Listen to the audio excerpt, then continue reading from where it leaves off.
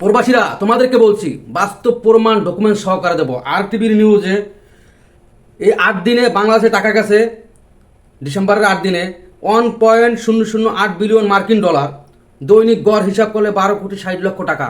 তাহলে এইভাবে তোমরা রেমিটেন্স এখনো পাঠিয়ে যাচ্ছ, তোমাদের 19 দফা দাবি কীভাবে বাস্তবায়ন করবা? কিছু কিছু কালপিট আছে, সেই কারণে আমরা বাস্তবায়ন করতে পারতেছি না, এবং তোমরা এয়ারপোর্টে হয়রানি হচ্ছ বা হয়রানি হবা, কোনোদিন বন্ধ করতে পারবে না। এবারে যদি বাস্তবায়ন না করতে পারো 19 দফা দাবি, কোনো দিন বাস্তবায়ন করতে পারবে না, চ্যালেঞ্জ করে বলতে পারি। আর একটা কথা শুনে রাখো, এই দাবি তোমাদের দৈনিক চলার পথে প্রয়োজন। এই দাবি যে তোমাদের বাস্তবায়ন হলে পরে তোমরা যে স্বাচ্ছন্দ্যে একবার চলবা, তোমাদের পরিবার স্বাচ্ছন্দ্যে চলবে বা কোটি কোটি টাকার মালিক হয়ে যাবে, সেরকম কিছু না।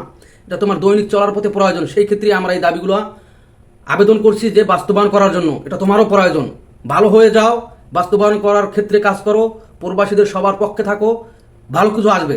ভালো কিছু আসতে হলে অবশ্যই প্রবাসীদের পক্ষে থাকতে হবে, নাহলে কোনোদিন তোমরা হয়রানি থেকে মুক্তি পাবা না, চ্যালেঞ্জ করে বলতে পারি।